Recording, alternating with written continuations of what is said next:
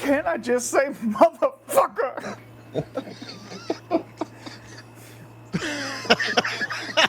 Please, sir, can I have a crumb of context?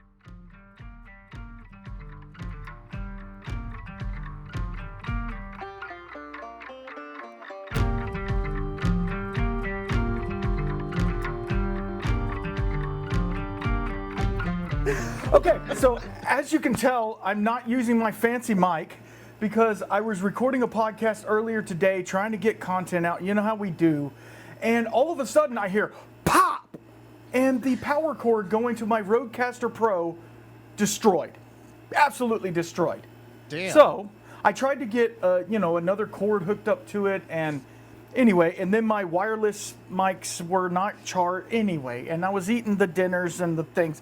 We're here, let's drink some whiskey, like that's what we're here for. Good Lord. Yeah, sounds like you need it. So the power cable, not like the yeah, what's it called? The actual power cable audio? going into the back of the unit, and I heard a pop, and then I was actively recording, and it said, your audio is no longer, and I was like, what the hell? So I look, and then the end of the USB-C cable had kinked like that. And I'm like, it's literally flat. Whoa. Why would it do that?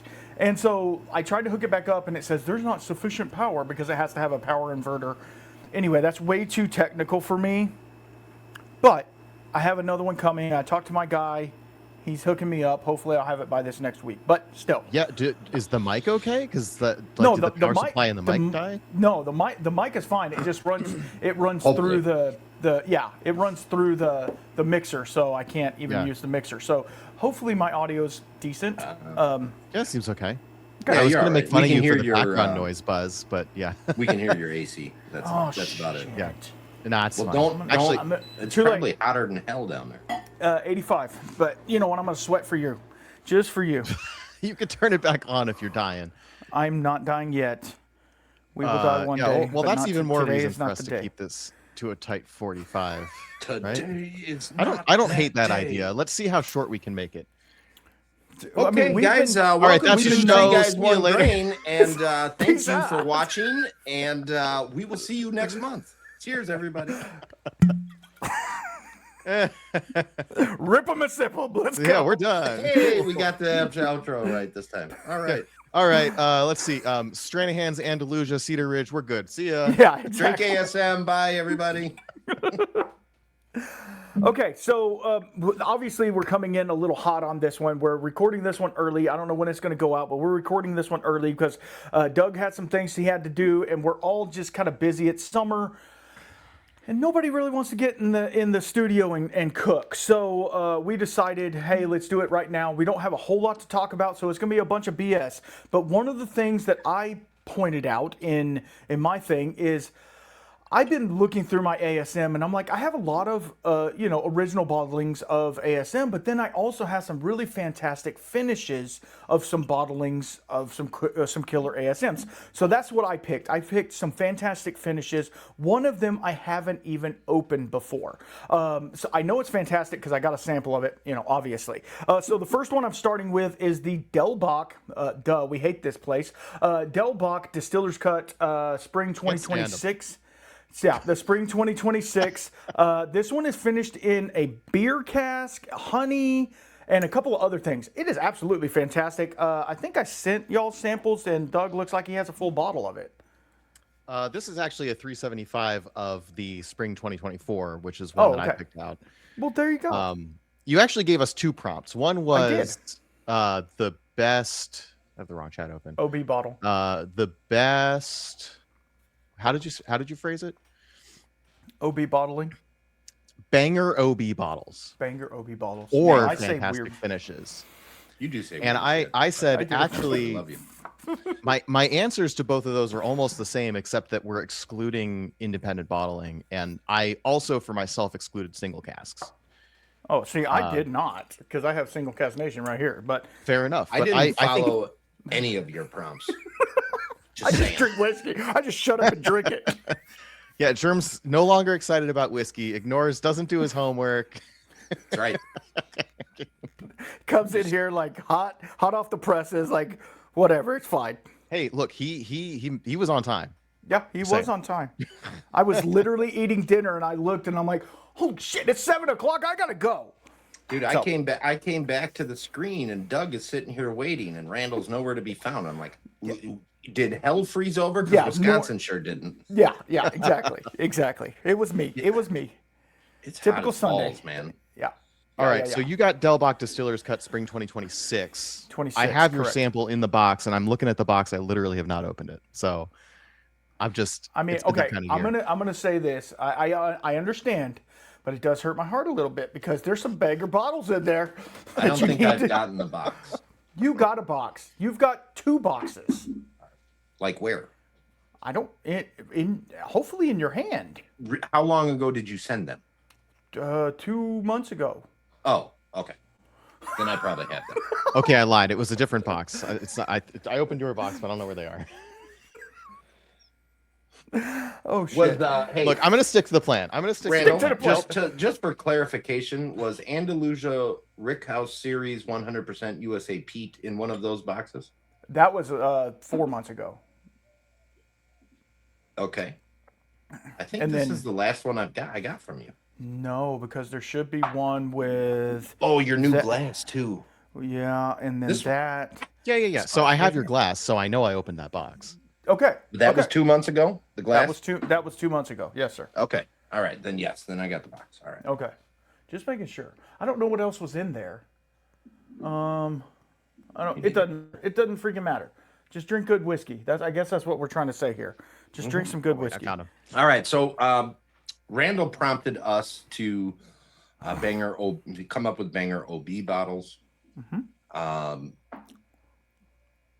Doug, I'm drawing a blank. What the hell was your prompt? Because I forgot. Did I have a prompt? I don't know. No, I think I agreed with Randall's. Okay. And then I also agreed with starting at 7 p.m. Central Time. I was just very agreeable this time. Yeah. Hey, we all got to do it, right? Yeah. Okay. So I decided I'm going to talk about my top 3 ASMs ever bought that I've had. Nice. So Incidentally, that also essentially I would go out on a limb and say incidentally, I believe they belong in Randall's category as well. Oh, okay. Well, there you go. Except I do have 2 independent bottlers here and a single cast. So Doug, it throws your theory out the window. I chose my own interpretation of the prompt. That's good. It's like, And we show up every month and basically say, what's the best American single malt that XYZ? Right. Yep.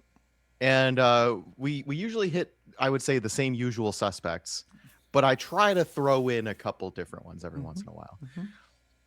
On the basis of my interpretation of my theme this week, I just want to call this out early. Kitsap Whiskey Society Andalusia peated in a port cask. Oh, is absolutely. fantastic. Absolutely. But it's a single barrel, and it's not an OB in the sense that it was picked for a club.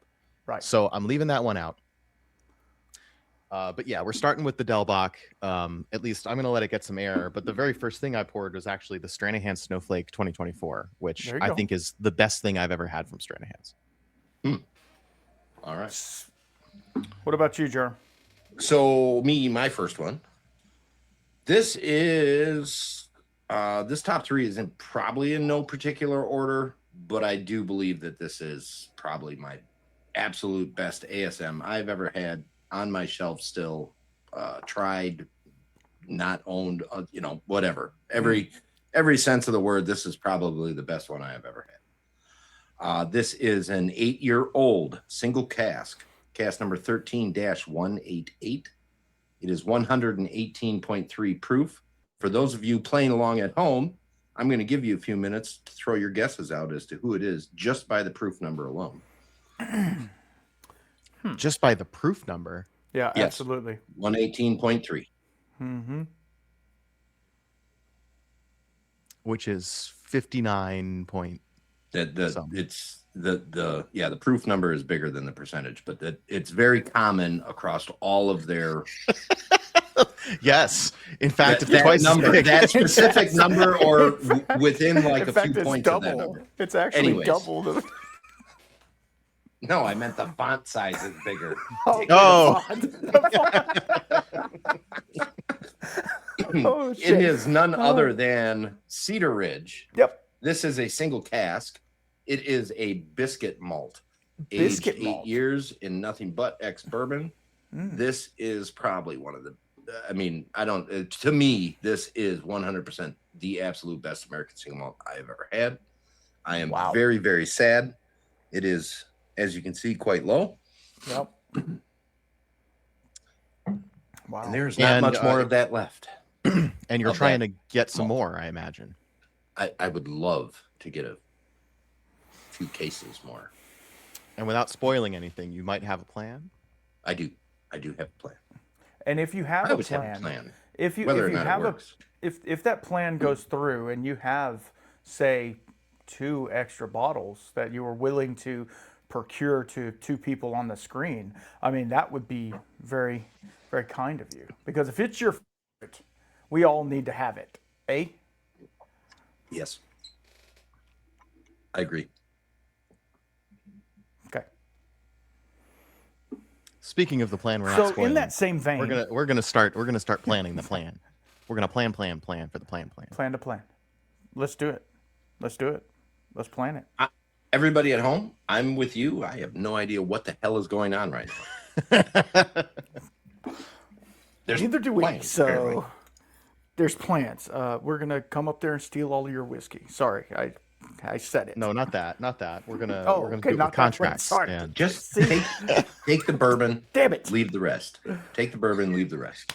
listen, if you were to know of, say, a heist plan that seems to work more than once, and you wanted to perpetrate such a heist, you wouldn't talk about it on a podcast. Absolutely not. But seriously, have we talked about that piece of news yet? I know we talked about the Westland heist, but there was Right. another similar heist. Did we talk about that already? I Mm. I don't think it know. was an ASM though. But there was another brand that also basically the same theft. Let's call it blueprint, where they rolled up with the usual type of truck that would receive a delivery, forged the purchase order paperwork, loaded up the truck, drove off, and that whiskey was never heard from again. I really, really, really hope we don't see that happen a third time. The industry at this point has got to know that this is a problem. Absolutely. You would think. Yeah. You know how you could get around any of that? Direct to consumer shipping only. Yeah, seriously. Okay. I've had Nate back on my show recently. And Bonnie wants to come on the show, but doesn't want to have obviously the same kind of nerdy whiskey conversation. Bonnie from Hitter House wants to talk about direct to consumer and the state of the industry from a regulatory perspective, which I think is going to be a great conversation. I really hope we get to schedule that soon, but so that we don't have to wait to get that scheduled and take her word for it. California. So this is full disclosure. Hinter House has asked everyone who's willing to talk about it to talk about direct to consumer in California. Is at an inflection point where it is that piece of legislation is currently threatened to not succeed, and everybody who's got any kind of pull they can needs to write in. Every constituent in California needs to write in support of the direct to consumer laws being revised to support small independent spirits direct to consumer shipping, because the industry is going through a rough time, and the only way that these distilleries can survive is by actually being able to get their products in the hands of people who want them. And any obstacle that makes that harder, like you've got to go to Arnold, California, is tough. You want their stuff, they want to get it to you. Make your governor make it happen. And that's not just California, although Hinter House is directly interested in California. It's the entire United States. Wine and beer can go direct to consumer. Why not spirits? And the only reason is backwards puritanical laws that have existed and keep getting maintained because they exist, right? It's just don't change anything, status quo. But let's be real. There's no good reason for that other than the tax man wants another dollar. But what the tax man doesn't understand is that they're losing taxable sales. Absolutely. So make them see that. Go check out Hinter House on Instagram. They've got like form letters and stuff that you can tag on and do the submit. Go to discus.com, I believe, maybe .org. Let me double check. Probably .org. Says DNS update required, so maybe not. Maybe. Well, you know, like you were saying, distilledspirits.org. Anyway, take a look around. We'll try to send out a link somewhere in the description or something. We're on our Instagrams. There are many ways to get involved. And the most important thing is that you actually have to go do the legwork, write your senators, call your senators, state legislature, I mean, but also doesn't hurt to harass the federals as well. Absolutely.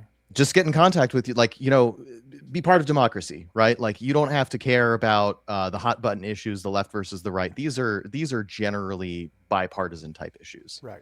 And what they need to hear from the constituents that they care. Their constituents care about these issues, so they get prioritized. Because if they get prioritized, if they get the air they need, probably the right decisions will happen.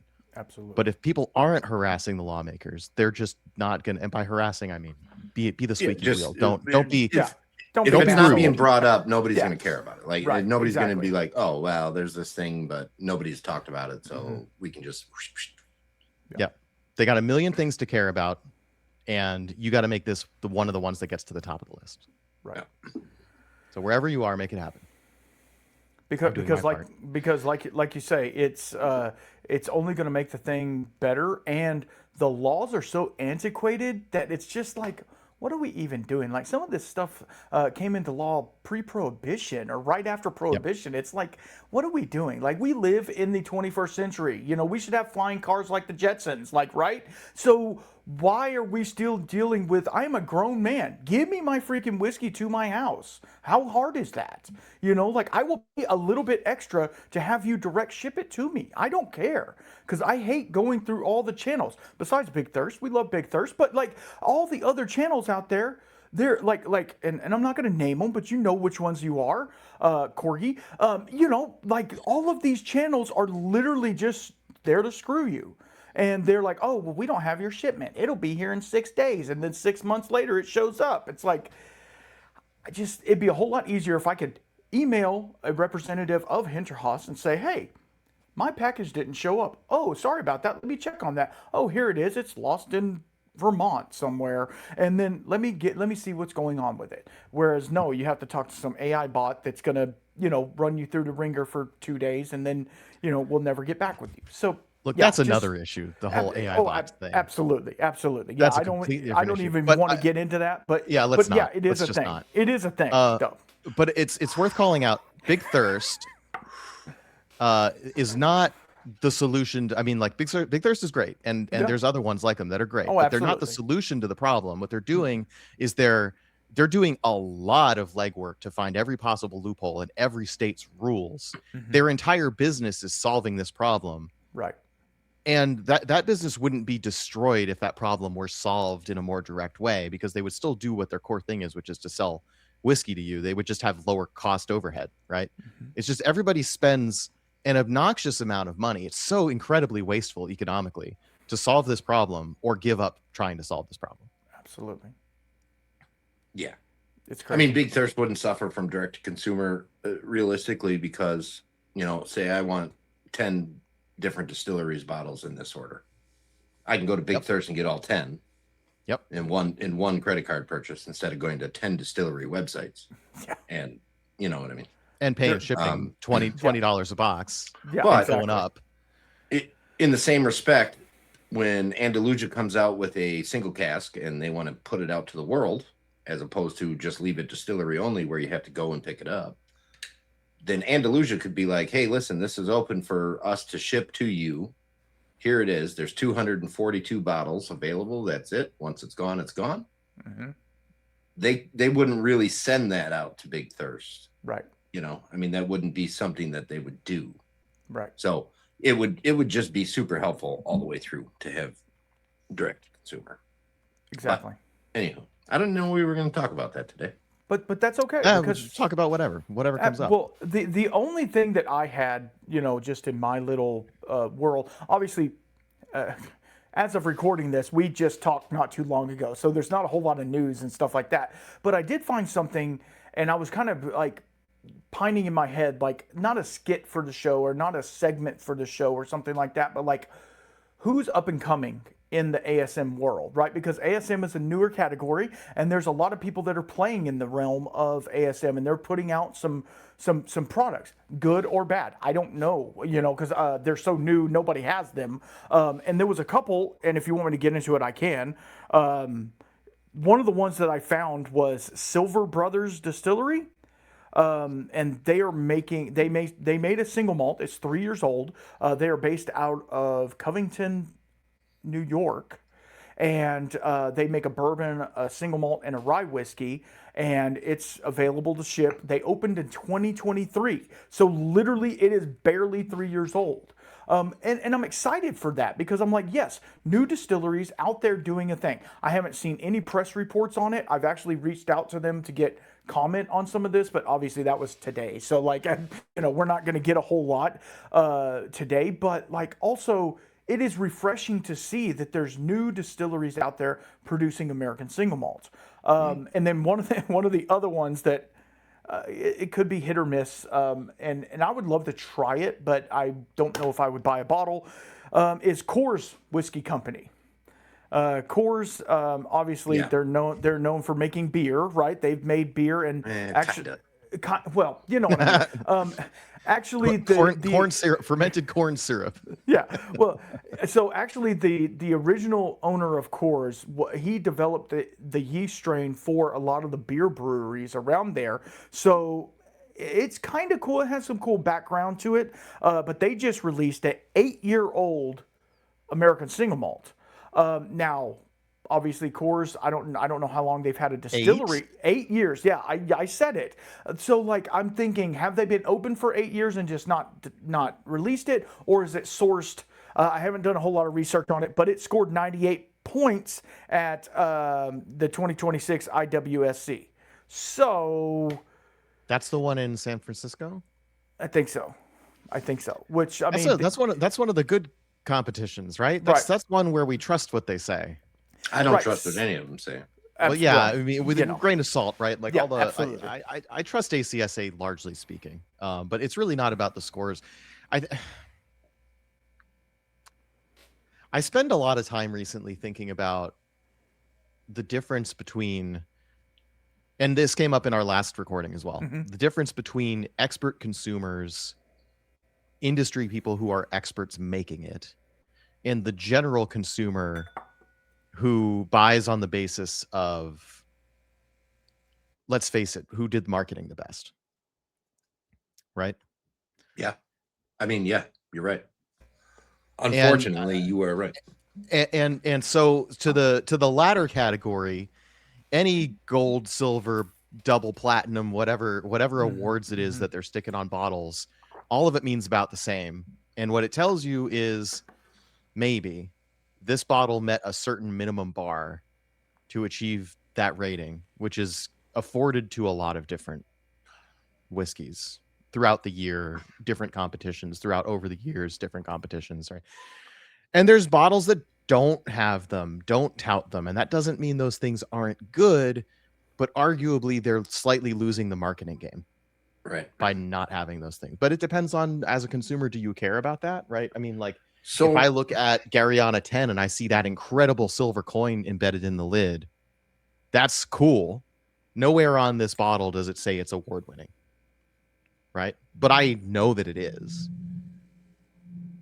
So for me, the awards, San Francisco International Whiskey, New York Wine and Spirit, all of the competitions that distilleries send their stuff to. And now just to clarify, when a distillery decides it's going to send stuff to a competition to try to get an award, score a high point, they are sending their absolute best product to it, and it doesn't have to be whiskey. It can be any spirit that they're doing this on, but they're sending their absolute best product. Now, when you see X distillery wins X award at X whiskey show or spirit show, the stuff you go out and buy is not what got sent to the competition. Okay, so number one, that's my first issue with it. But number two, what it does tell me is there is a handful of people at each competition that are well versed in drinking spirits, whiskey specifically, that all agreed that this was a very good whiskey. And they slapped a number on it.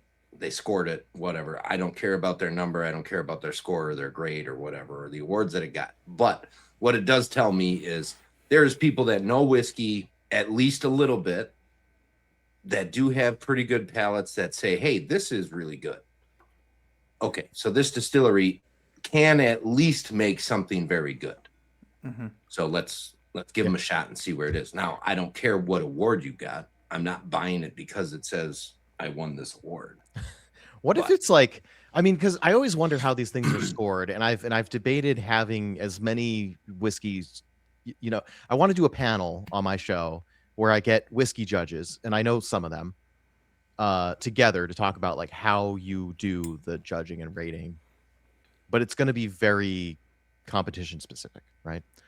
But sometimes I wonder if it's like when you get and like I think we're all assuming that there's no way Coors 8-year ASM is an OB that scored 98 points. Right. Because who are they? I mean, they're Coors. They know how to make beer made from corn syrup. Right. But like, do they know how to make? But Coors is a huge company. Yes. Right. They could have 10 years ago could have put a new division in. Yep. And said, and hey, we applied for a distiller's distiller. license. We got the distiller's license. Okay. We're going to hire on some people that are going to be our distilling team. Yep. And they could have sat there and distilled some of that beer several times and been like, here we go. Here's our winner right here. Right. And then kept doing that. And now they got one that's 8 years old, and they're putting it in casks that were maybe holding beer earlier. Because Coors doesn't make just junk beer. Right. I mean, they do make other beer in there. Right. Right. Like it's Coors Banquet, Coors Light, you know, all that stuff that you see flooded the market. Yes, they make that stuff. But there is other stuff being made within the company of Coors, not necessarily in Colorado, whatever, but under different brand names too. Yes, absolutely. There's a giant umbrella there. Right. So it's not fair to reduce them to, it's not that I'm saying I don't think they could make good whiskey. I think you hire the right people, you get the right equipment, and all of this stuff is fairly well known at this point, right? If you take it seriously, you'll make a good product. Right. Right. And maybe they were just where I'm coming in from. Yeah, that too. The place where I'm coming in from is, well, partly why would you be quiet about it? Unless, I mean, this is the big splash. This is them trying to be loud about it, right? Because IWSC is, as I understand it, a good competition, right? Respect what comes out of there. Because there's a lot of competitions where it's just like, you know, the county spirits competition, only 2 spirits entered, one of them won double gold. What does this mean? Right? Best in there class. are competitions. It's the only one in its class. Yeah, right. Exactly. Right. There are, if they're large enough and they have good judges and they're and I ask around distilleries, like, which of these competitions do you respect? Which of these competitions, if you were to win, would mean something to you? Which I think is a really important question. Amen. Because I talked about those 3 segments. You've got the consumers who are just consuming the marketing. You've got expert consumers like us who want to know, what does this really mean? Right. And mostly say, like, well, let's disregard the awards because our palates tell us the truth, right? But we also pay attention. Like, maybe I'm gonna go try to find that Coors 8-year ASM now, because why would I'm the ASM podcast guy, right? I mean, regardless of what awards are won or not, if you see an 8-year-old ASM on the shelf, for the 3 of us, it's like, okay, we gotta have that. Gotta right? try That's it. something that's got to be done. The ASW specifically, 8-year. Exactly. Yeah. Well, like that was way better than I expected it to be. Absolutely. Like, all cards on the table. Realistically, you walk into a liquor store and you see a label you've never seen before that says ASM on it, you know you're buying it. Absolutely. Yeah. Yeah, that's true. I mean, you're not even going to think twice. It's in the hand, in the cart. Yep, budget willing. I mean, I bought Cutwater for that reason, right? Cutwater has an ASM. Cutwater, they make canned cocktails, right? What's going on here? Yeah. They got a column still in San Diego. They actually make their own ASM. Now it's column still ASM, and it's ultimately not that great, but it also doesn't matter if I don't it's great hate or it. not. I don't hate it. They're doing it. Although the first bottle I got was definitely like it was hazy and it had problems. Like I bought it in a box, I brought it home, I opened it up, it looked wrong, I tasted it, it tasted wrong. I sent an email, and I was like, "Hey, I think you've got a QA problem on this batch because what I tried at the distillery was not this, and it was way better." And they comped me the price, and I got another bottle from somewhere else. So like, you got I don't remember who it is that owns Cutwater, but like I think it's Anheuser-Busch. The big Anheuser-Busch umbrella, made good on their like, we stand behind this product. What you got clearly was not what we intended. Yeah, that's nice. So like, there's nothing wrong with Coors, Anheuser-Busch, whoever, big, them as a beer brand, but so they know barley. They know barley well enough to where they're like they can make a wort, which is great. That's the first part of making whiskey. So do that well, take the hops out, and let's go. Or leave the hops in and make it distilled spirit with hops or whatever we want to call it. But like the fact that they're doing that and they're not like they're not trying to showboat it really. They're just saying, hey, we did a thing. And it's like they're putting it out there and they're saying it and they're doing some advertising for it, but it's not like huge billboards and stuff like that. So the fact that they're just saying, yeah, we did a thing, and they're not trying to. I won't say they're not trying to compete, because obviously everybody's trying to compete for shelf space and stuff like that. But they're also to the point of like, we have a brand. Like, we're good. Us. Like, we're if this doesn't sell, we don't care. Yeah, I got Rocky Mountains back here that I can sell. Yeah. Till. But on the other hand, my can turns colors, man. Yeah, true. Right? On the other hand, though, Coors like fully understands, just like Coca-Cola, that like just because you are the brand and nobody's ever not going to know who you are, doesn't mean you don't buy every primo piece of advertising real estate you possibly can, because your brand is made and survives on the basis of that. Like, you don't ever take for granted that you're a household name. You make sure you stay that way. Right. Yes. And so when you release a product like an 8-year ASM and you don't say a peep about it other than, look, we won IWSC, like, well, what do I take that to mean? For me, it's like they were, it was like, let's be gentle about this, and let's just see where it lands. And now they got this, and it's like, okay, we did good. Now let's push it. And it is Coors branded, gonna right? happen? It is Coors branded, yeah. Okay, so you'll be walking down the liquor store, you'll see this whiskey from Coors, and you go, oh, Coors makes a whiskey? Cool, let me try it. That, to me, I think that's the household name advertising working as intended. Amen. Yeah. Yeah, that's only going to be the helpful thing. And then, what that could do is that could bring a lot of beer drinker onlys into the realm of ASM. And like you mean to tell me this is what my junk beer tastes like when you run it through a still? Hell yeah. I do want to know about, right? Yeah. I do want to know, like, okay, what did they choose? I want to know all the things. I'm gonna try to get in touch. Absolutely. They're a huge brand. I mean, this might be one of those, like, they'll give me comment over email, but not sit down for an interview type. Right. Things.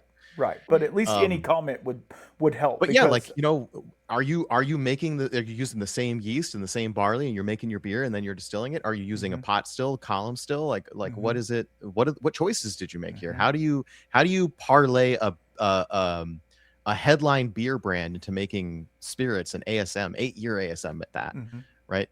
Like, what's the thought process? What's the brand dev process? Yep. We've been doing this show for what? This is number 10.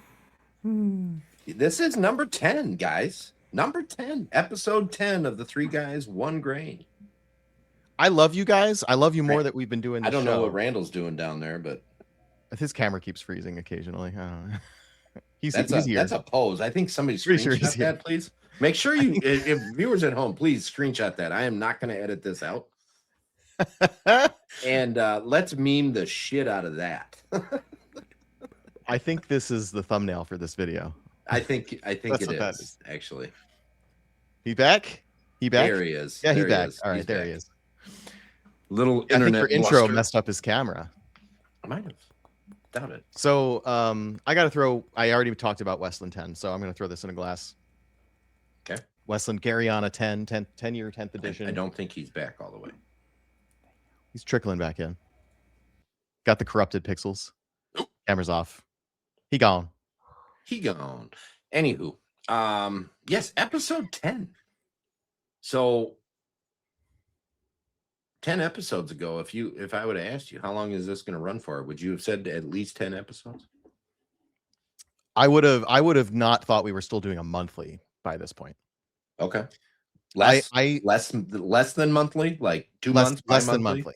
Okay. Yeah, less than either. There's two ways I think this could have gone. Well, three ways, I guess. One is stick to the plan, do it monthly, which is what's happened. One is we realize this is gold and we make it the whole, like, we drop everything else we're doing and just make this a twice monthly podcast. And he's still possible. Fine. All right. Randall will be back in a minute. Which we can still do that. Apparently he didn't like the intro. Yeah. The intro played and he's gone. I was gonna joke. We've got 10 minutes left on our 45-minute clock for this. I'm back. What happened? What'd y'all do to me? You kicked me out of the damn Jerm show. rolled the intro. Roll the intro and I'm it's- gone. I'm having like the black cat walked in front of me. You know, Yeah. there's a glitch in the matrix. Somebody changed something in the matrix or something. Absolutely. Okay, so my second drink is Single Cast Nation Cedar Ridge, finished in peated Cedar Ridge, finished in Sauternes Cast. 61.6 proof. Absolutely fantastic. I just want to say that before I get cut off or kicked out or whatever. All right, so that is part of your fabulous finishes. Fabulous finish because it's a peated Cedar Ridge, finished in Sauternes, and I love a Sauternes cask. Doc, I love you, but Sauternes. Sauternes. I can only say it that way now. I can no longer say Sauternes the right way. Sauternes. So the other bottle that I got, I pulled out, and I haven't even opened it yet. And yes, it's Andalusia. Is the Andalusia Tejas edition. They're triple distilled, finished in mezcal barrels. Let's go. Yeah.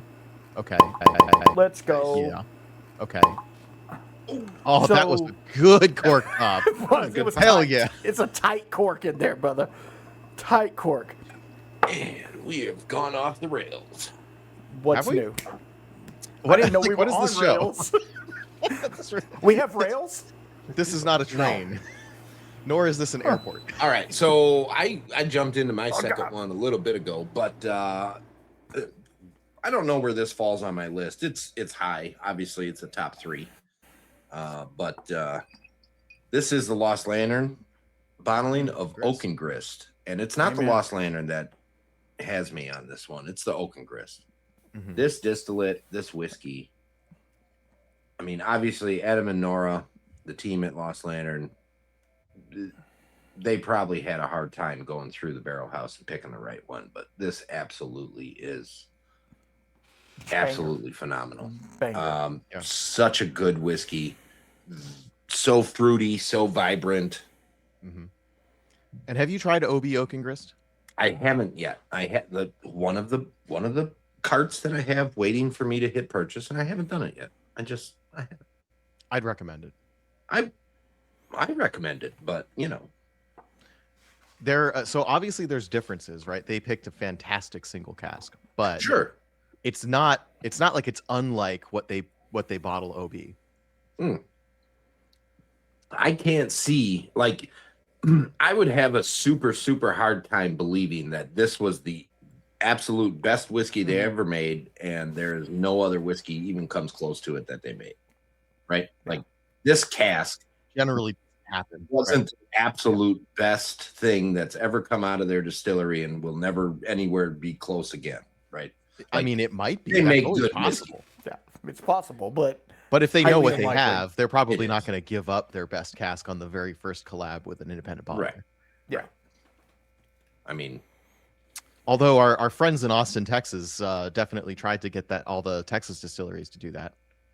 Right? Give us a cask that would hurt to give up for this independent bottling project, which is a great prompt. Like, I love the boldness of that prompt, but how many of those distilleries do you think really gave their best. They're like, yeah, sure, no problem. And then they turn around and said, fuck you. Yeah, exactly. You're getting our shit barrel. You're going to get this weird ass Probably not plum that wine either. that I redistilled. Plum wine. Yeah, plum wine. I was just fixing to say that. So I poured the Westland Garyana 10, which was one of I my I think it was one of my almost got top that. three. One of my top 3 from 2025, and I'm pretty sure the best Garyana that's come out of Westland, probably the best Westland. Yeah, I gotta get that one. I struggled with my third one. Like, I know my 2 favorite bottles in here. They are the Oak and Grist and the Biscuit Malt. My third one had a tie like 17 ways. You know what I mean? That sucks. That sucks. Right. It's like, I mean, because like, and I'm not blowing smoke, Doug, but your bottle from McCarthy's, that's up there. I excluded, one reason I selected my theme as I did was to specifically exclude Club Cask because I don't want to put my own absolutely out there, but I appreciate you. Thank you for calling that out. Yeah. The McCarthy 10 years from Lost Lantern. That one is up there. The Westland 99 from Lost Lantern. That one's up there. The Notch That's 12 probably the best OB. single cask of Westland I've ever tasted. Yeah. The Westland 99. Have you had I'm gonna spoiler alert, plug your earmuffs if you don't want to know. Here, I'll stick my fingers in my ears over the earmuffs. Well, I'm talking to you. I can still hear you. That's the point. Have you had the Raising Glasses 9-year-old Westland? Oh yeah. Wait, there's 3 Raising Glasses, right? Yeah, there is. There's one that's 9 years old in a Banyuls cask. Yeah, that one. It's called. He's not wearing pants. Voodoo. This one right here. Is that Voodoo? Yep. Yeah. Have you had that? Yeah. And you still As think the evidenced Lost Lantern by- is better? I do. Okay. But I think, to me, I think the Banyuls part of this was a little unremarkable. But yeah, I think which part is of why I like it. I think. So the 9.9 was an unpeated. I think. I don't think it was unpeated. Maybe. Really? I'm not 100% certain on that now. I gotta look that up. This one is peated, which is, and this is the one I picked for number 3.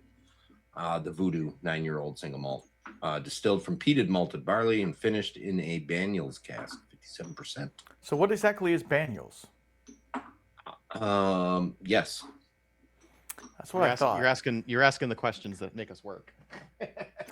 A Banyuls is some kind of wine.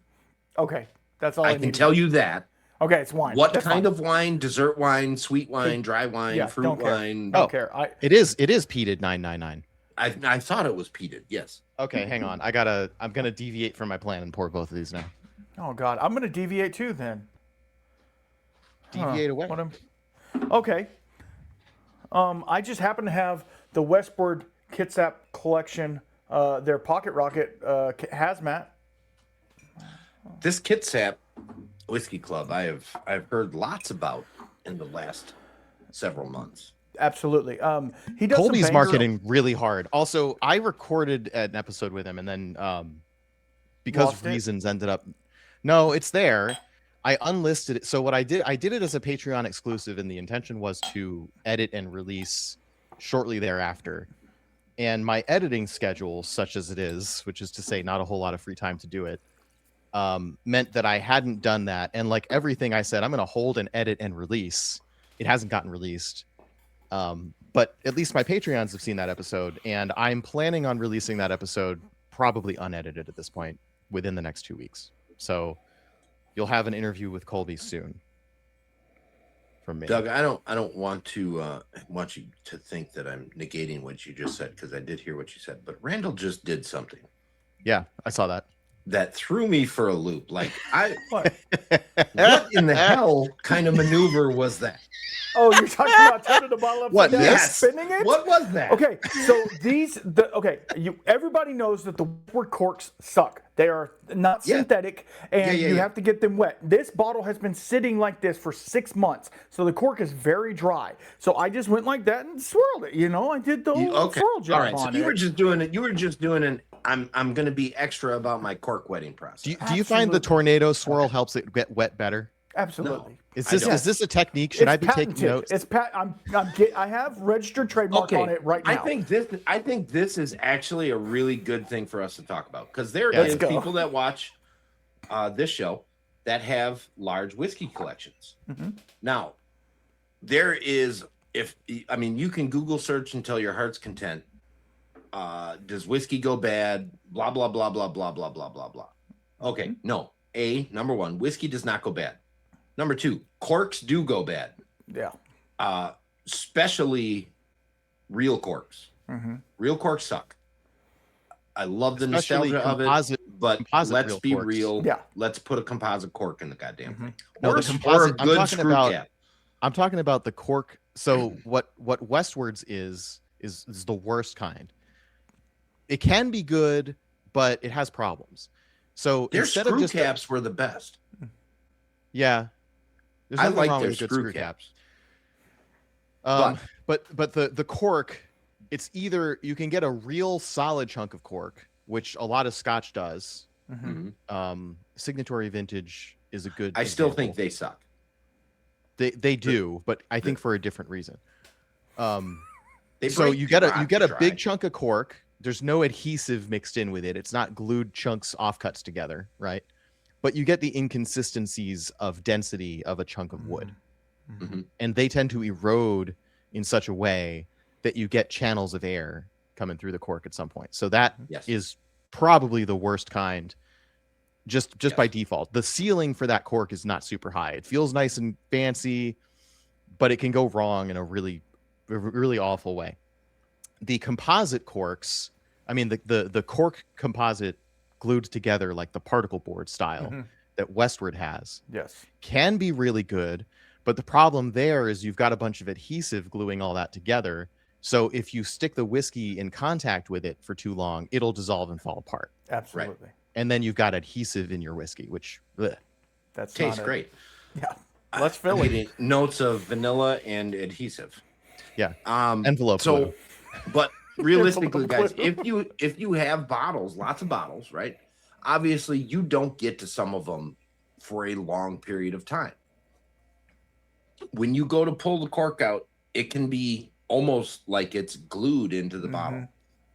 A quick dip like this, and Randall spun the bottle. What I do is I just give the cap a quarter turn as it's upside down, and then flip it back, and it'll pop right out. Solve the same problem. Yeah. Yeah. So what I usually do, and I don't need to do it as much on these rubber corks, but I just hold the bottle upside down for about 5 seconds, and then I didn't even think about turning it. I've done the thing where I shake it, which I think is just like you feel like you want to feel like you're doing something. Yeah, absolutely. Right. Yeah. The quarter turn is a good idea, but what I usually do is then I'll gradually start to turn it until it lets go, and then I pull it. Tweak it back and forth. Because the problem that can happen is when it's dried out, it like sticks to the glass, and then rips. If you yank it, it'll rip. Yep.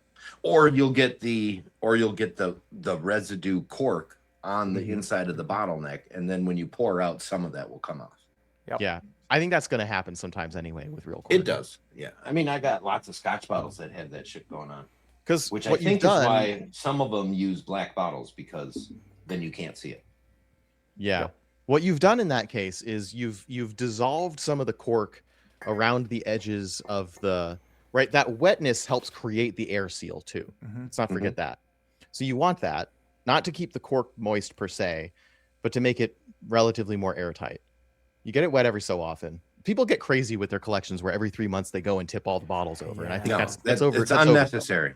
That's unnecessary. But like if you pour the whiskey and then you just make sure that it's got some wet in there. Yep.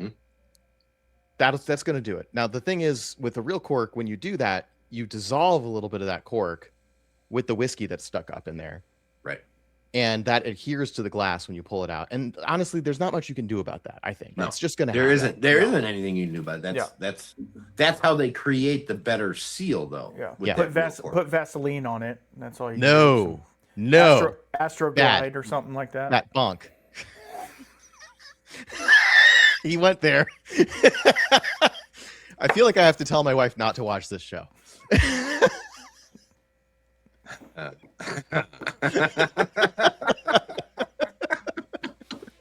Whatever. Oh, yikes. Does your wife watch the show? Yeah, I don't think so. My wife. Yeah, no, my wife's like, Okay, so ew. she I mean, let's be real. We've all done things where we've asked our people to like watch our show, just put absolutely. it on mute or whatever in the background, just to give us some views, just to give us some view time. I don't actually do that. Well, you're the only one, but yeah, it's fine. Good for you. Well, you Go ahead. also you stumbled on a format that has a built-in growth hack, which is you invite all the influencers from all around Instagram to come and do blind tastings, right? You don't have to work for your views. Your people do the marketing for you. I mean, that's And I'm not. This is not disparaging. I'm jealous. No, it's not. Like Yeah, absolutely. real talk. I'm I jealous. should've You thought came about up with that. a great growth hack formula. Yeah, I just wish it would grow. That's all. But well. it's okay. Live care. BSS Live coming to you sometime in 2027, probably. 2029 D something. Certainly one day. not 26. No. There's not enough time left in the year to schedule. Absolutely not. Realistically, speaking of that, I got to start thinking about what's going to happen for season 4 here. Okay, I stand by it. I think the Lost Lantern Westland 999 peated is better. Really? Okay. But they're similar. I mean, the Banyuls, like, I don't know. I think I don't resonate with the Banyuls flavor profile. I think I like that clean ex-bourbon peated cask. It's got a dulce de leche kind of thing. It's very fancy with his words. Tres leches cake. Love that. But yeah, so I mean, the voodoo is that plus a little bit more. It's got that wine profile, and that ex-bourbon caramel is kind of tamped down a little bit. I mean, I really like. I'm not saying I don't like it. I've done more damage to this bottle than the other two. I like the voodoo better. Bloom is also very, very good. Yeah, that's the rum cask one, I think.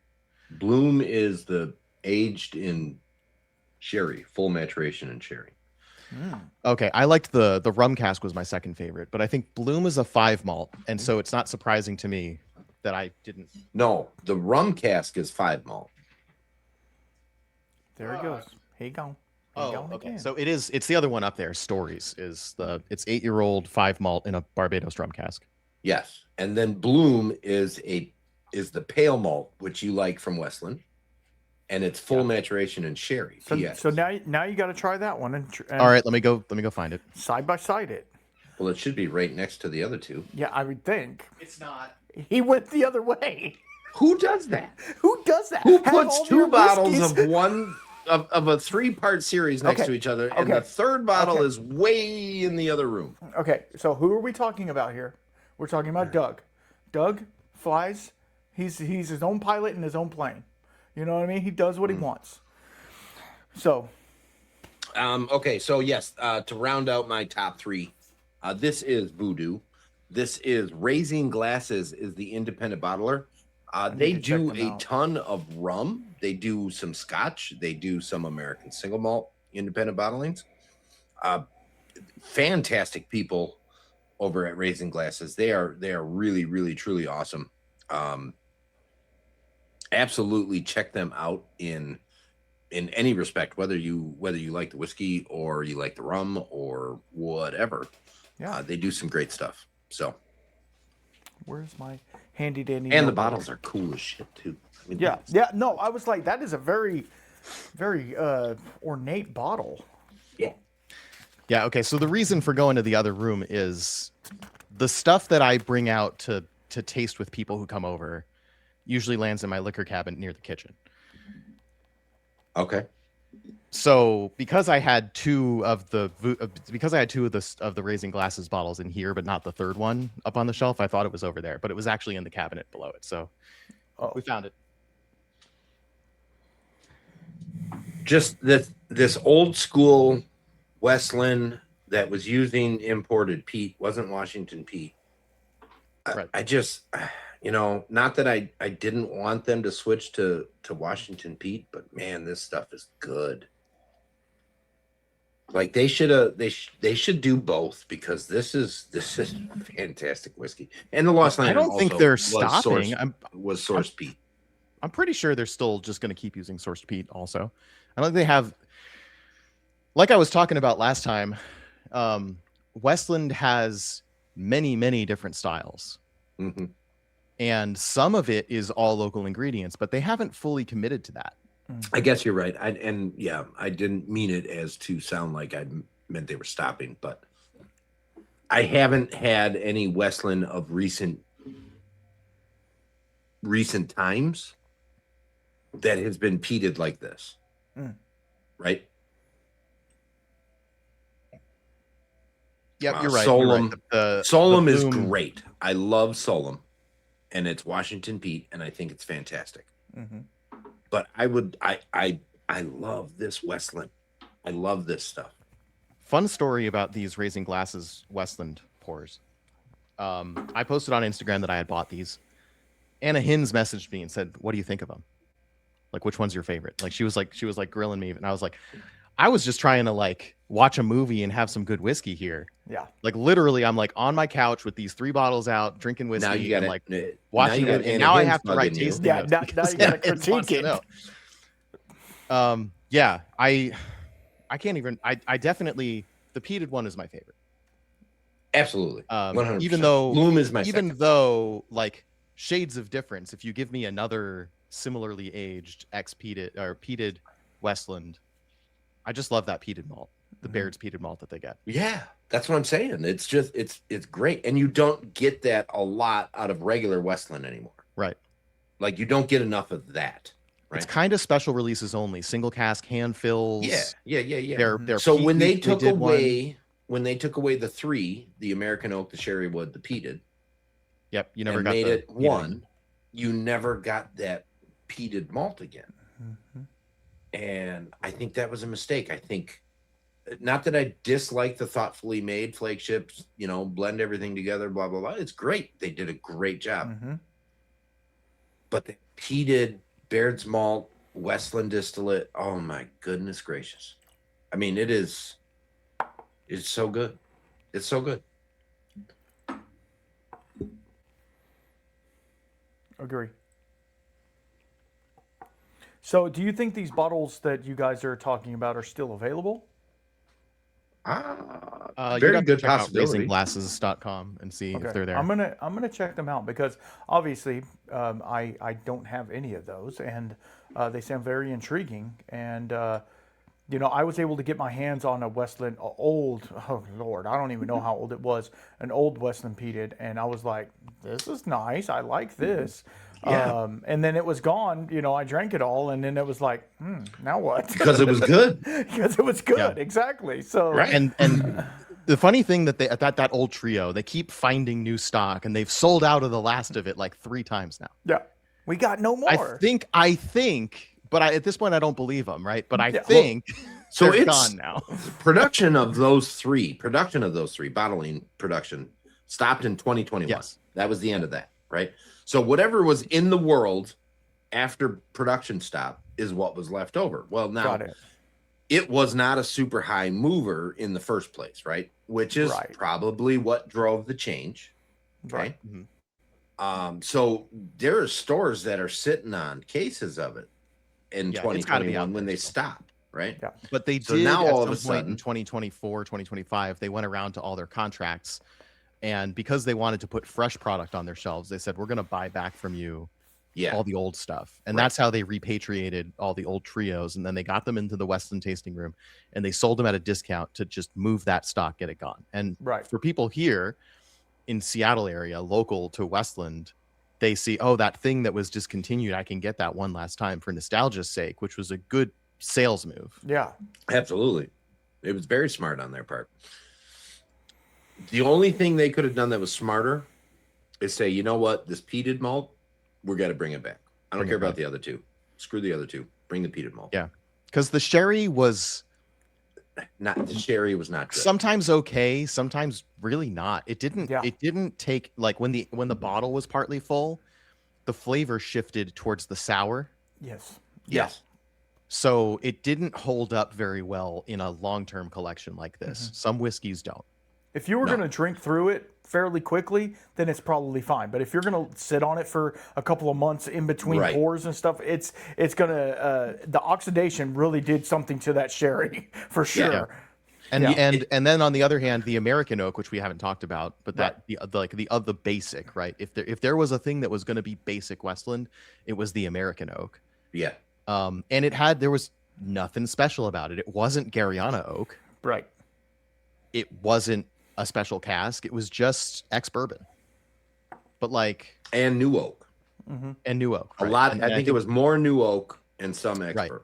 It was like Right. 70%. I just go straight to what was the used cask. But yes, you're right. I think it was like 70% 70% new oak. Yeah. And I think the 5 malt in new oak specifically disagrees with me. If that was my only experience of Westland, I would not think Westland was a good distillery. Wow. But I every cannot like disagree with 99% you. everything else that they've done is great. Yeah. Right. Yeah. Had my first impression of Westland been the American oak, I wouldn't have 13, 14 bottles of Westland on the shelf. Right. So definitely the sherry and the American oak, the sherry wood and the American oak, they were right to kill them. But the peated was really good, and I was disappointed to lose it. Yeah. And just glad that I can still get somehow single barrel hand fills, special releases like these, like whatever, wherever that peated malt is coming out. I'm just like, I go for it every single time. Yeah. Absolutely. Yes, I fully understand. This is Scottish peat from Baird's. And you did a really good job making it. Okay. On the face of it, there's nothing special about that. I could get that from a million different places, but Westland executes it incredibly well. Yeah. Perfect. Agreed. All right. What's next, boys? What is Well, next? now I have some water. Yeah, now I have a lot of glasses full of whiskey, as one does. So As what do one we does. do? What do we do at the end of the night? We mix them all together, right? Jungle juice. No. Sometimes I do. Oh my God. I don't know how these three would go together. Plus, I don't have any left in either all of right. the first two glasses. I've got too much in the glasses, but I do want to honorable mention the quintessential Untitled Cigar Malt Project. I know, Jerm, I know that you think there's too much going on in these special releases, and I feel you. But one reason I want to call this out is because specifically, this is the 2024 release. The Untitled Cigar Malt Project, like, did waves in bourbon influencer land. They loved this shit. Why? I mean, Why? right? Because it tastes like you're sucking on a freaking sugar-soaked sucker. I will admit, I was concerned because of that. I was concerned that I wouldn't like this one very much, and I actually passed on buying it when it was initially available. This bottle, as evidenced by the silver sticker, was actually what I lifted from ACSA 2025 at the end of the tasting, because everyone I takes have those it. bottles and goes home. I do have the bottle here.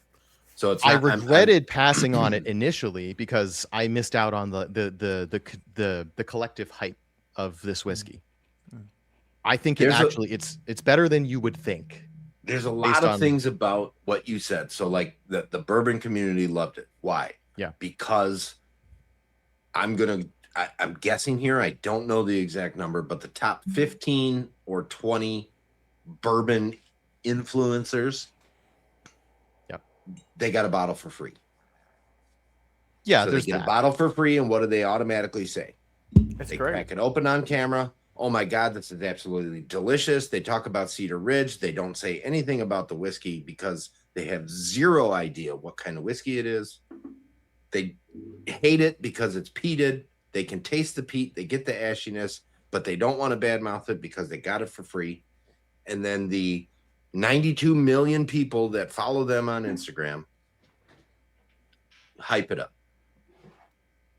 And great on Cedar Ridge for pulling that marketing because it was a hyped up bottle. It was huge, right? But it was, I can guarantee you, every single one of those bourbon people that bought that bottle or got that bottle for free, it is sitting there with a quarter of an ounce taken out of it, and it hasn't been touched since. I'm sure. I don't think that's And true. and on top of that, there isn't a purchased bottle of Cedar Ridge on that shelf of theirs. Not another single purchased bottle. You might be right for like Yeah. 80% of them. You might be right for Mhm. like 80% of them, but there were 90 definitely 98% of them. if we're talking 15 to 20 top bourbon influencers, I don't know exactly who it is that you're talking about, because I guess I follow the people who I'm not talking about anybody specifically, because there was way too many of them. There's definitely a few bourbon And there's influencers on Way too Instagram many of them. who I think have yes, way too many in general, but specifically there's a few who have integrity, who I follow because they have integrity. At least I Really? feel like they have integrity. I'm not going to name names because I don't want to get into that debate. It's not going to go. It's like there's no way that makes anybody look good. Right. But there are definitely some people where I've seen them have significant chunks taken out of this bottle. So I know they're drinking Yeah, it. 'cause Or they at the took very it to least their sharing it. meetup. Sure. Okay. Fine. Whatever. Bourbon influencer culture is a thing. It is. It is, and I'm telling you, it's fine. Like, realistically, the marketing strategy there was on point. Like, that was the smart play. Everybody in the bourbon world is doing a cigar malt blend, a cigar batch, a cigar whatever, right? Right. So I think the reason it is a good whiskey. Don't get me wrong. Whiskey is fantastic. The stuff that went in it originally, perfect. All the stuff that goes in it secondary, it's too much for me. But if you were going to sit there with a heavy cigar smoke and want to drink a whiskey, you need a whiskey that's going to have flavors that power through that smoke, and that achieves that very well. Yep. I think what happened and what irritates me the most about that bottle is it got to the wrong people. Maybe, but right the reason I'm not 50% mad of the about bottles that were produced of that untitled cigar project are sitting on a shelf untouched, unloved, and won't be drank. the reason but also the reason I'm not super upset about that is because that puts Cedar Ridge quintessential. Yes. Cedar Ridge generally, and also quintessential specifically, on the map for a lot of people who otherwise wouldn't have seen it. And what I have seen since then is those same people and people in that community excited about going out and getting and buying other quintessential products. So at least the segment that I'm seeing, I feel like it worked in a good way. You got to give me a list of your bourbon influencers, because I got to check them out, because they're obviously not the 350 that I've seen. I don't think I follow that many bourbon influencers. 350 is a lot. I don't follow them either, but I keep seeing them for some reason. Yeah, I mean, we could do this offline, but like I also need to go through my list and print. You know, my Instagram. I think I'm fast. He's like, nope. I think nope. I'm. What you want me to do that online? Like really? No. right now? Like, I yeah, did no. mean later. I Yeah, didn't mean now. Yeah, we'll do that later. Yeah, because you know, like any kind of list you make like that, like, oh, these are my favorite so and so's. Like you leave people out, people get offended. I'd say a lot. Yeah, and I don't want to know like, I have a whatever. dialogue with. I'm genuinely curious of if you and I follow the same people and see the same stuff. Right. Yeah.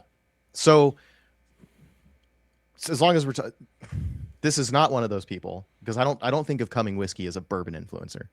No, I don't think of him as Jacob and I met up at Woodinville Whiskey and had some gossip. and then we recorded like an hour and a half of audio interview about like him and what he does, but that's beside the point. We were definitely ripping into a few bourbon influencers that both of us had unfollowed because of the way they are. Again, I'm not going to name names, but you know the type. Right. There's and not to specifically, like, I'm going to try not to specifically call out specific attributes, but there definitely, at least a few years ago, bourbon Instagram influencers had a way of glorifying alcoholism. Amen. Oh, well, there's that. That's a whole nother section. Yeah, that is. Yeah. There's also the section of hiding everything from your significant other. Oh yeah, no, even there's some people who I respect who make that joke sometimes, and I'm just like, As a joke this between ain't like it. us three sitting in a room sharing a dram and we make a joke. Right. Yeah. That's one thing. Right. To put it out for millions of people to see, and you don't know how people are going to take, like, Right. it's not. But on the that's flip not side, normal, guys. If you got to hide shit from your significant other, Yeah. that's not normal. Yeah. No. Yeah. Not at all. it's not. Or also Either like A, the whole there's a problem with the significant other, or B, there's a problem with what you're doing. Absolutely. Something's got to get figured out. cheers to my wife, who's been incredibly patient with this whole whiskey hobby. Amen. And I have to say, I think the reason it works is because I don't hide a single thing. You can't. As soon as you do, and she figures that out, that's a problem. Yep. Because why are you hiding it? But okay, that's a whole different. That's a Dr. Phil show that we don't need. Yeah, right. Right. On the flip side, we do Psych this Man, show. what do you think about that? Yeah, exactly. On the flip side, we do this show and we sit around and we do make jokes, and this show goes out to a couple hundred people. Okay, it could be someday tens of thousands, millions of people. If you know, so I don't know what world in which we make that happen, but that'd be cool. Yeah. Like it's possible that we make a joke like that people take in bad taste because we put it out to our massive audience, hypothetically. Mm-hmm. Right. But this is us sitting in a room having a chat with people watching. Correct. So at what point does the line cross over where like there is definitely, I think the people who do well as whiskey Instagram TikTok influencer types are the people who act like they're constantly having a conversation with the rest of the influencers. Mm-hmm. I think that does well. And I think if all you're doing is talking to the camera and hoping people see it, it doesn't work as well as the parasocial aspect of I made this video clearly talking to this other influencer who then made a video clearly talking to me or some other influencer. And there's just this dialogue that goes on for like 20% of your content where you're clearly having a conversation out in the open, but you're getting 1 minute of one side of that conversation at a time. It's a disconnected conversation. I prefer the podcast format, but it nevertheless, I think people like seeing that they're listening in. They like gossip, right? They like eavesdropping. They like the fact that they feel like they're listening in on a conversation that they weren't supposed to see, even though clearly you published this to the internet. So yeah, but clearly. Whereas like what I do, where I occasionally make a video that's connected to nothing at all, where I'm either talking about some content I have coming up or I'm talking about a bottle that I just felt like talking about, but like I'm not having a conversation about that at all. Like those videos don't do well. No, and unfortunately the videos that do well are where I'm taking a shot at something, right? I was just going to have another pour. And right as I'm pulling the lid off of this bottle. Cork broke? No. My Virginia cork did break the other day, though. I had a Virginia cork that broke. Oh. I said to myself, I did my top 3. What if I do my bottom 1? Okay. Oh. My absolute worst. We're going to watch Jerm do some self-flagellation right now. Yeah, absolutely. I think I might do that. This just is for because Patreon only here. I have I want to know what everybody's guesses are. That's what I want. I got mine. So we talked about doing this segment that we've never managed to do, the 2 good, 1 bad. Right. Yeah. And I was thinking to myself, I don't know if we can do that segment because I don't know how many 1 bads we can throw out into the world. Oh, I got plenty here. Okay. Yeah. So Jerm might be the only one. Like, okay, I think I've had good luck. Yeah. I mean, you know, I was saying last night at a Scotch meetup about people were making fun of me for not bringing ASM for once because I always bring ASM. And I said, okay, look, the reality, and we were also talking about how we all got into whiskey in the first place. Mm-hmm. And everyone's story starts the same, right? I drank a bunch of whiskey that tasted like bad oak water. And then I met somebody who I said, oh, I'd be interested in trying good whiskey. I just haven't yet. And they're like, wait right there. You got to try this. And suddenly we discovered that even though 60% of the stuff that you can randomly encounter and buy and taste or get at a bar or whatever is actually just kind of horse shit, like then you see the good side of things and you realize, and usually the story here is we're talking about bourbon. right? You start with 40% bourbon made by some random craft person sourcing from somewhere. They released it watered down crap and it tastes bad. And that's your entire experience of bourbon until it's not. And then all of a sudden, this whole new world is opened up to you. And then after a while of that, we all discovered Scotch, and we found that we like that several orders of magnitude better. The smart people did, anyways. So this is true of American whiskey, bourbon specifically, that if you throw a dart at a brand you saw in a store and you just randomly buy something for the sake of trying it, it's probably going to be bad. But American single malt, in my experience, is a lot more of like 80% of it is really good. Where throwing a dart and hitting a bad one is possible, but it's not the common experience. Until you throw a dart at one specific state. You're going to find the bad ones. You're going to find the bad ones for sure. So Oklahoma is terrible. Kansas is terrible. Utah Oklahoma is not terrible. Actually, Oklahoma makes.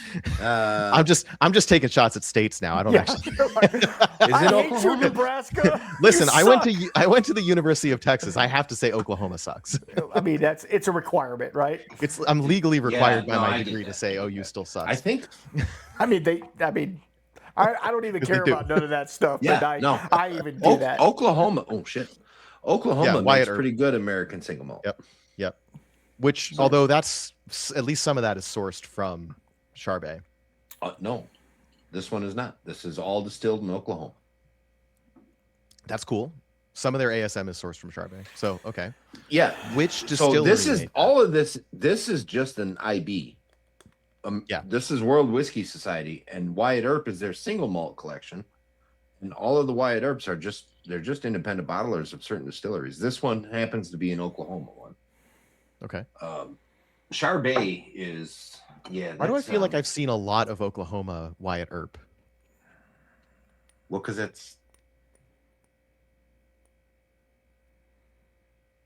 that's like Wild West shit. Wyatt Earp and Oklahoma and okay, so it is that they just kind of prefer that region. Yeah. Okay. Isn't the OK Corral in Oklahoma, or wasn't it in Oklahoma at the time? Pretty sure that's what the OK stands for. I don't think. I'm pretty sure. Like I don't know. I don't know my Wild West history. I don't think it falls into the borders any longer. But Okay. Oklahoma used to be way bigger than what it is today. Mm-hmm. Yeah, it took some of Texas and Yeah.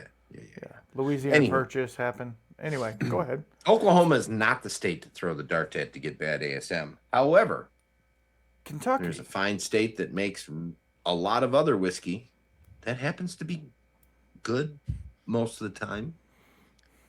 They I think they sabotage ASM, and this brand James this is a new Pepper, one. I mean, I've seen it before. the James Pepper single malt is I haven't thought about absolute James. worst single malt I have ever had in my entire life, including Claremont Steep. Yes, way worse than Claremont Steep. Way worse. Something. This is Claremont Steep with acetone and water dripped in it. Yeah. There is zero nose. I like Randall's camera melted into corrupted pixels while you were talking about the Old Pepper. It is bottled at 50%, and you can't like you're smelling an empty glass. There's nothing in it except for ethanol. Okay. So what? They made single malt vodka and stuck it in a barrel? I don't even know if it's vodka. Like, I really don't know. But it is distilled and bottled by James Pepper Distilling Co. in Lexington, Kentucky. So it's not sourced. It was just the only thing that I can come up with is they are trying to sabotage American single malt as a whole. Yeah. And like, this is American single malt, guys. Isn't it horrible? Don't buy it. You should buy our bourbon instead. Buy our bourbon instead. I don't know. I don't have. They don't even have thoughts. good bourbon, to be honest with you. Yeah, I don't have thoughts one way or another about Old Pepper. Nobody talks about it. They do. They had a decanter style bottle that was popular about a year and a half ago. James E. Pepper. 17 something or other. Yeah, whatever. But did you just throw a bunch of whiskey on the floor, or was that garbage? Randall? Me? I just saw I Oh, no, I saw a had gesture that looked like dumping a glass of whiskey out on the floor. No, I had a sample bottle that I threw away. Sorry. Okay. It was the sample of the sample 3 of the blind sample showdown that I did Final? that I won the blind sample showdown. Yeah, the final. So So not this last one, but the prior. yeah, the one I actually won. Yeah. Excuse you. And yeah, so it's a malt, but it's with things. It's so bad. So bad. It took him I a wanna long try time it to get now. around to tasting it. I just want to point out how long he procrastinated putting that in his mouth. Yeah. That's what she said. I was trying to maintain my maturity, Randall. Come on. Sorry. All right, so 45 minutes turned into an hour and a half real fast. Yeah, it does. That's what happens. I do want to wrap my thoughts on just the I Untitled can't do Cigar it. Malt project. I think ahead. one reason that it did well with bourbon drinkers, and I'm assuming here the ones that actually drank it, is because with all the layers of sweet wines and oaky wines and everything that got in here, like if you look for it, there's a malty backbone, but I think on the surface of it, to most drinkers, this is going to be indistinguishable from a bourbon cigar malt, Okay. a bourbon cigar blend. Yes, and Yeah. I agree with that because it is so heavily finished. Bourbon cigar blends, batch malt, all of that cigar shit. It's heavily finished in multiple things. And I was afraid that I would not like it on the basis of it being that familiar to bourbon drinkers. But one thing it has going for it, at least for me, is that it doesn't have that tremendous tannic new oak thing underlying it, which I think for a lot of people is not so much a taste, but a texture. And for me, it gives me heartburn. So, which is one reason I don't drink a lot of bourbon. But like, this is when I'm in the mood for a bourbon-like drink, I reach for this. But it's softer than you'd think. It's got a lot going on, but it's softer than you'd think. I think as much as we're commenting on the type of people who got to and drank this and everything, and I know, Jerm, that you think it has too much going on, but like, I think there's a time and a place for drinking a whiskey that has a lot going on. I'll say this about that whiskey, and I don't want anybody to take this the wrong way. That is an excellent whiskey, finished by an excellent person, or somebody with an excellent palate and an excellent mind for throwing good whiskey into different casks and coming out with a really good end result, right? Right. As opposed to bourbon cigar stuff that is mediocre whiskey thrown in a ton of different casks to elevate mediocre whiskey, right? Or to hide the mediocre part of the whiskey and use it as a canvas. Whatever, you elevate, hide, whatever you want to do. So, and not all bourbon cigar blends are starting out with mediocre or bad whiskey and chucked in 17 different casks to try to make it passable. But I believe with that massive influx of cigar batch that came out, Amberana, all that shit, right? Like that was like a plague that hit the whiskey scene, and everybody did it. And I don't know what happened. Was it barrel suppliers that said, "Hey, we got this load of Amberana casks. Everybody want one?" And they were giving them out for free. And anybody that knew what Amberana was said, "No, I'm good, thanks." And everybody else took them, and then it exploded onto the market. Whatever. But the point I'm trying to make is Cedar Ridge cigar stuff there. I don't even remember. Untitled Cigar Malt. Read the whole title again, because what is it? Untitled Project Cigar Malt? The Untitled Cigar Malt Project 2024 release. Okay. That is excellent whiskey, gone through several different casks and blending and all of that stuff by somebody who's really, really daft with doing that. It is a lot going on. But for some reason I heard Daft, and so I just want to... No, Daft. Daft. I think you said Daft. I did say Daft means stupid. No. What? They have a daft hand. Deft. No, not Deft. Yes, Deft. Daft. Daft means stupid. No, it does Daft not. Punk. Oh my God, here we go. We're gonna fight over Daft now. We gotta. Here we go. Is AI Gemini. and Google gonna say Daft is a chiefly British and Irish informal adjective meaning silly, foolish, or mildly insane. Don't be daft. Deft means quick, neat, and skillful. Deft. He meant deft. He meant deft, not daft. Deft. You know, he's. Just want to say, like this is we're not calling Murphy stupid. No, not no, doing no, Absolute, no. that, yeah, no. If No, I'm using the yes. wrong word, I'm using the wrong word. I hate being a pedant, and I try really hard not to, but sometimes.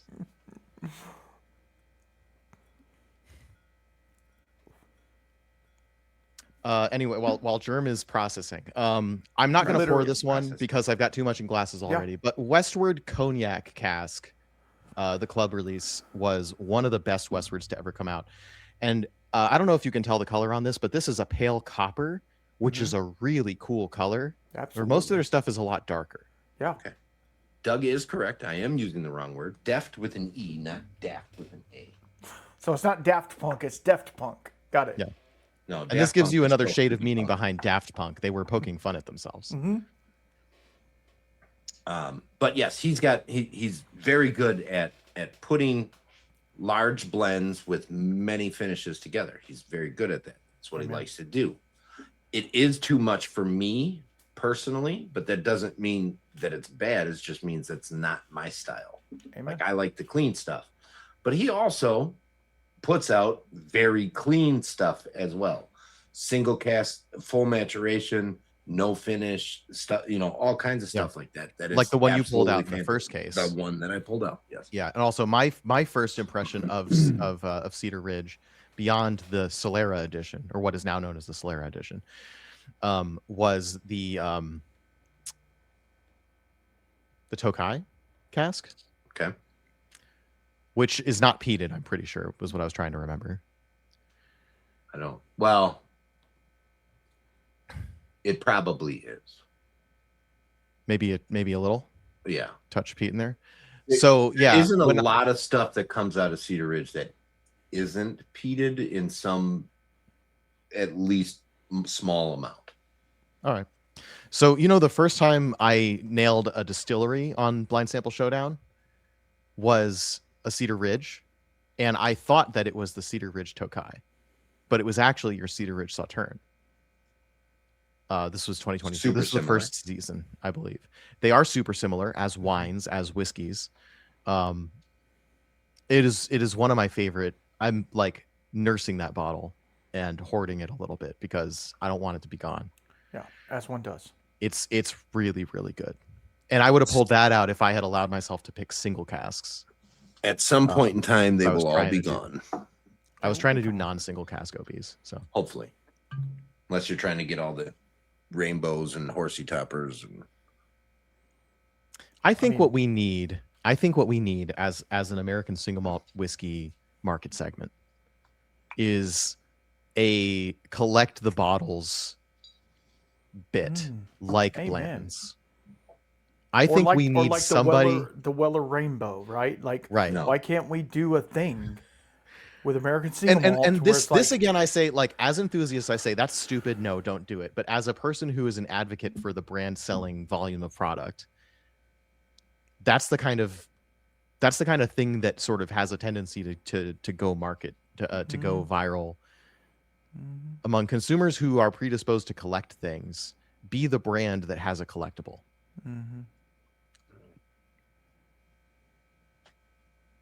I don't know what I want that to look like. I think it'd be nice for them not to be suggestively shaped bottle stoppers. You know what I mean? Is there a suggestively shaped bottle stopper that I'm unaware of? Some people make jokes about the Blanton's toppers. Well, I make jokes about the Blanton's toppers, but not because it looks like a penis or anything. I mean, it does look like a horse with a guy riding a horse. I mean, they did a good job making a guy riding a horse as a bottle topper, but yeah. Let's see. What do we do? Let's call it different gemstones, right? That's where the that'd be a good fun stopped with that bottle. But Yeah. it's all right. a fun collectible series. You've got Yeah. your. Do you have The the Infinity Emerald edition? Stones? Do you have Yeah. the Ruby? Do you have the Sapphire? Do you have the Tourmaline or whatever they call it? Like you have I the think you'd Garnet. run out. I think you'd run out of gems. Yeah, but how many do you need? Make a rainbow of gems. I'm thinking 5, 7. 7. Oh, you're talking just- one brand You're just releases one brand. releases 5 bottles in a series. Yeah. That has maybe it's the same whiskey at different proof points, and each one is a different. So here's 40, here's 43, here's 46. Look, let's just here's copy paste 50. the Weller series.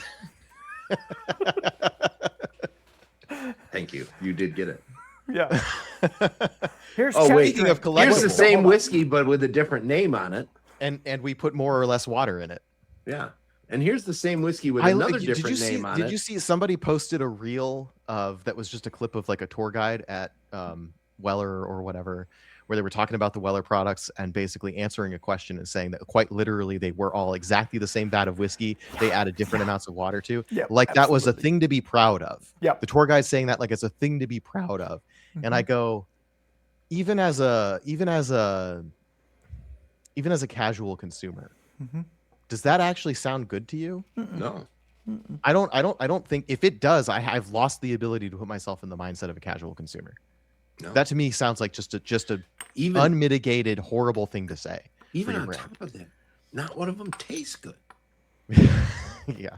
I mean, you said Really, it. but- realistically, every one that I've ever had, We're also biased against bourbon. So. no. Absolutely. I'm not We because are. I drink plenty of bourbon. No, so do I. Right. I don't. The I'm not ashamed of I don't drink. No, and that's fine. But I'm just trying to say that I'm not biased to single malt whiskey. I do drink bourbon. I do drink rye whiskey. I do drink Lot of rye. American spirit. Yeah, right. yeah. Rye's good. Rye's good. But those Wellers, not one of them was even remotely close to anything that I would consider ever purchasing. Yeah. Yep. I think people tried the Stitzel Weller, William LaRue Weller, Mhm. and said, "Oh, I need to just get a sustainably purchasable." Not that it is, but at some point they were something with the Weller brand on it, so I can just not spend $300 next time I want a bottle of Weller. But that whole business model went out by the wayside over a decade ago when these things popped off. So Amen. yeah, And I will trash Buffalo Trace every chance I get. I'd love to do it. Eagle Rare and Stag Junior, good whiskey. Right. Good whiskey. Blanton's, Weller, Pappy, not good whiskey. Right. I cannot speak for Pappy 15 or 23. I don't know. I've never had them. I must have just had a Pappy bad patch of 12, Eagle Rare. not good. For me, Buffalo Trace was better than Eagle Rare. I could see that. Buffalo Trace as a rail bourbon, yeah, absolutely. Yeah. Absolutely makes great cocktails. If Can't I, drink if the I shit if straight. I was at a dive bar and wanted to have a bourbon and Coke, absolutely all day long. Mhm, But but just Who's to go got out- Buffalo Trace as their well at this point? Yeah, nobody. It's Traveler or Yeah, absolutely. what's the other one? Benchmark. Benchmark. Yeah. Yeah, And, like, Benchmark both of is those- Benchmark is kind of the new takeover Benchmark. guy there. Yeah. They named it appropriately. Yeah. Yeah. All right. Speaking of collectibles, we're continuing to hype ourselves up about the Three Guys One Grain collection. 3. I Good Plans to- segue, Doug. I Plans like to come.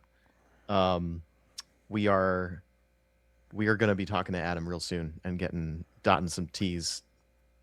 What the fuck did I just say? it. We're gonna dot some T's and cross some I's. We're dotting and crossing. Have another drink, Doug. Oh, we're cutting that. We're cutting that one for sure. No, we are not. No, we're not. No, I mean as a, He's gone. I think we should wrap this thing up. I think so. The fucking internet in Texas is crapping out. it's not me, it's you. It's StreamYard. We're all having issues. with It's StreamYard. StreamYard. It's It's yeah. oh, okay. Yeah. We'll But talk it about that happens later. to be your internet upload speed to StreamYard that's causing issues with Yep. StreamYard. It's just Probably because it's 1,000 degrees over here. well, there's that. That's 1,000 degrees here too. But Yeah, speaking of, we need to wrap this thing up so Randall can turn his AC back on. oh my god. I'm How melting. are he's you not? about How to are you pass not out a over there. puddle? How are you not a puddle with a flannel draped over it right now? Look, I've got the AC on and I'm sweating. Look at me. I got the glisten. You're beautiful, Doug. We love you. You sparkle like Edward. Yeah, exactly. You're like a vampire. All right. Oh, shit. Ooh. Okay. All right. Well, Let's go. let's go. We're done. And bye. And in conclusion, Yeah. How do we conclude this episode? Don't buy into the awards, but at least give it a shot. Absolutely.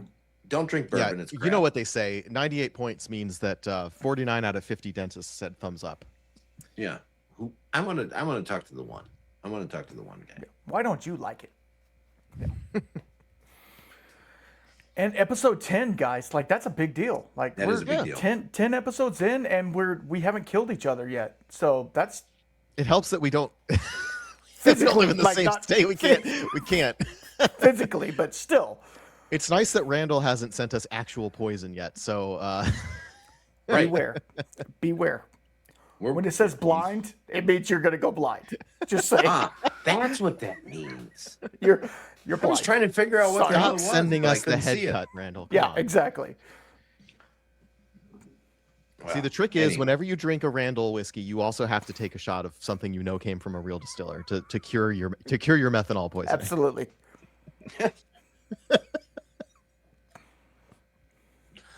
Oh yeah. Oh Lord, I love you guys. Thank you so much for hanging out tonight. It was a lot of fun. It's hot as hell in here. I gotta go and It take a is. shower because I'm swimming in my own sweat. Lovely. So, in saying that, everybody has a little bit in their glass. Yep. Doug, just work through it. Doug's got 7 glasses with a little bit in each one. Pick them all up. What am I gonna have? All right. Guys, thank you for tuning in to Three Guys One Grain. This is kind of a weird one, but What the hell? we didn't have much to talk about in the get-go of this, but we found an hour 37 minutes of stuff to talk about. I hope you enjoyed it. I ranted a little bit.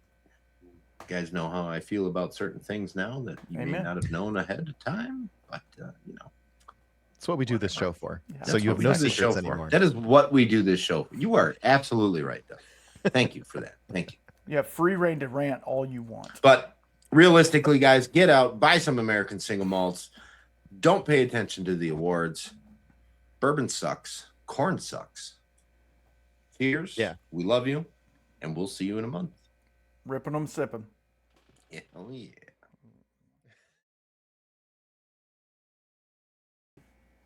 And That, also, you know what that seems right there? You know what that seems like a really good time to play the intro.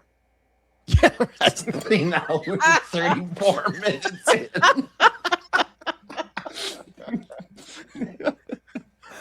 Oh my God. I don't even know if I want to play the intro on this one. Just It's like run it's it, like just run we're it, it's here, fine. man. But We're in it. we are the Three Guys One Grain. Here you go.